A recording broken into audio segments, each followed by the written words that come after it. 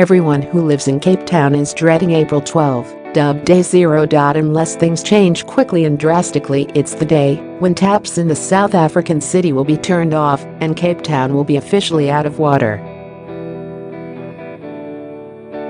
The ongoing water crisis in South Africa has got worse since December, the start of the Cape's scorching summer, and the situation is now so bad that Cape Town could become the world's first major city to drain its water reserves completely.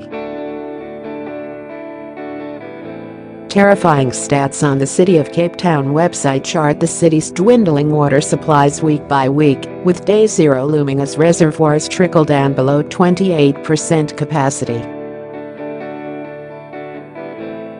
All the water conservation targets have been missed, and almost every project to secure alternate water sources is languishing behind schedule.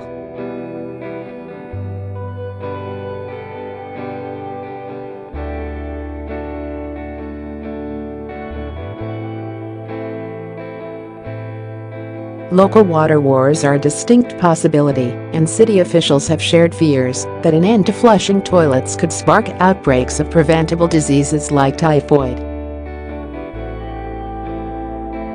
The droughts are partly down to an explosion in Cape Town's population, with a 79% increase in people since 1995 met by a mere 15% increase in water storage capacity. But researchers agree that changing global temperatures also play a role in explaining why the reservoirs are running dry and why more cities could follow Cape Town into such dangerous territory. Heather Cooley, from the Pacific Institute, a research charity looking at water shortages, told Sun Online, all regions are vulnerable to drought, though the frequency, intensity, and duration of the drought can vary. For many areas, droughts are becoming more common and more severe due to climate change. Without water to cool people off, temperatures can flare up during prolonged dry periods. In drought-prone India, for example, water shortages have led to the emergence of a black market water mafia.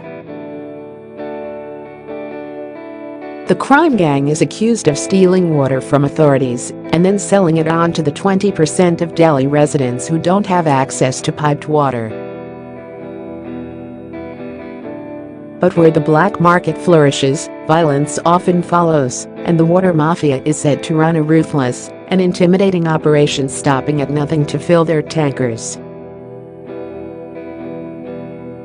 Shortages of water may also lead to regional violence, sparking the prospect of resource wars, like the one seen in post-apocalypse film Mad Max, being fought over water in the future. Farmers facing a water shortage may be forced to change the types of crops they grow or leave some lands fallow. Drought can also strain the energy system. The generation of hydroelectricity may drop dramatically. Thermoelectric power plants may have to shut down if insufficient water for cooling is available. As water levels in streams, rivers, and lakes decline, fish and wildlife are at risk of dying, potentially causing regional extinctions. Dry vegetation combined with high temperatures and low humidity often increases the frequency and intensity of fires, while conflicts over water can intensify during droughts. You don't have to look far to see an example of how wars can be waged over access to water. For the past few decades, much of the fighting in Israel has centered on the Golan Heights, a water-rich flashpoint in the middle of the arid region. The 1973 Middle East War saw Syrian forces attempt to seize control of the heights, prompting Israel to unilaterally annex and settle them in 1981. Control over the Golan Heights has been a sore subject ever since, and many point to the contested plateau as the site of one of the world's first water wars.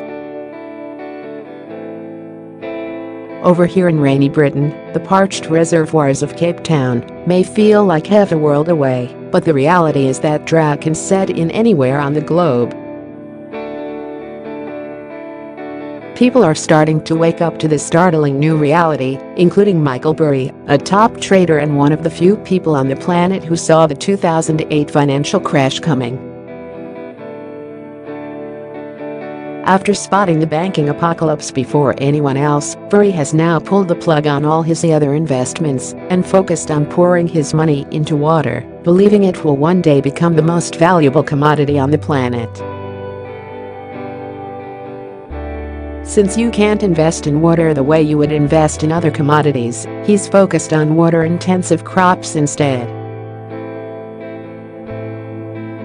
In 2015, he told New York Magazine, "Transporting water is impractical for both political and physical reasons." What became clear to me is that food is the way to invest in water. That is, grow food in water-rich areas and transport it for sale in water-poor areas. But while Michael Burry is busy counting his billions, a world of water shortages and more frequent drought would be hellish for the rest of us. Capetonians will be nervously watching what is happening in other drought-prone regions and wondering whether their own water mafia will spring up in the city once the taps are turned off. And with day zero looming, the city of Cape Town still hasn't finalized plans for 200 water collection points around the city, where citizens will be able to collect their daily 25-liter water allowance. There are fears that the haphazard plans could break down into desperate scuffles and that the chronic water shortage could turn into a chronic water conflict.